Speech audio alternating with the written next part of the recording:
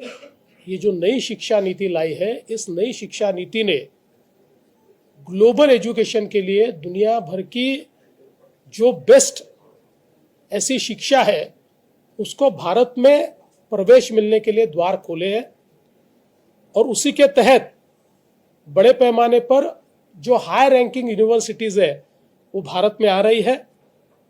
और मैं प्रधानमंत्री जी का और हमारे देश के शिक्षा मंत्री धर्मेंद्र प्रधान जी का आभार व्यक्त करता हूं कि इस प्रकार से उन्होंने एक इकोसिस्टम क्रिएट की है जिसमें बड़ी तेजी के साथ इन यूनिवर्सिटीज को यहां पर कैंपस सेटअप करने के लिए परमिशन मिल रही है। आज महाराष्ट्र के नई मुंबई में 5 बड़ी यूनिवर्सिटीज को कैंपस स्थापित करने के लिए भारत सरकार ने, यूजीसी ने एलओआई दिया है। महाराष्ट्र में हम जो एजुसिटी तैयार कर रहे हैं ये नई मुंबई में होगी। हम लोग 10 यूनिवर्सिटीज को यहां लाना चाहते हैं।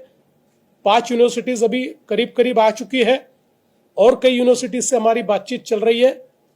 और मुझे लगता है कि इसके कारण वैश्विक शिक्षा के द्वार तो खुले हो ही रहे, लेकिन हमारे जो बच्चे बाहर जाकर पढ़ते थे और कई ऐसे थे कि जो बाहर जाकर पढ़ना अफोर्ड नहीं कर सकते थे पैसे के कारण, ऐसे सारे बच्चे अब मैं ऐसा मानता हूं कि 1/3 या 1/4 पैसों में वही वर्ल्ड क्लास एजुकेशन हमारे देश में ले पाएंगे।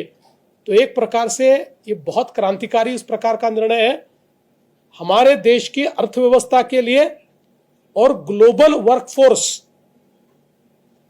को एक प्रकार से दुनिया को देने के लिए ये एक बहुत महत्वपूर्ण पहल होगी। और इसके साथ साथ एनईपी ने केवल यूनिवर्सिटीज को यहां पर अपना कैंपस लगाने की अनुमति नहीं दी है, हमारे भारतीय यूनिवर्सिटीज को भी फॉरेन यूनिवर्सिटीज के साथ कोलैबोरेशन की इजाजत दी है, जिसमें सबसे पहले हमारी गढ़चिरौली की गोंडवाना यूनिवर्सिटी ने वेस्टर्न ऑस्ट्रेलिया की एक यूनिवर्सिटी के साथ अभी टाइप किया है। गढ़चिरौली ये नया माइनिंग हब तैयार हो रहा है। माइनिंग में ऑस्ट्रेलियन यूनिवर्सिटीज ये दुनिया की जानी मानी जाती है, इसलिए उसका नॉलेज शेयरिंग अब हमारी यूनिवर्सिटी के साथ होगा। एक कैंपस वहां पर तैयार होगा और दोनों मिलकर जॉइंटली माइनिंग के क्षेत्र में हमारी जो वर्कफोर्स है उसको ट्रेनिंग देंगे।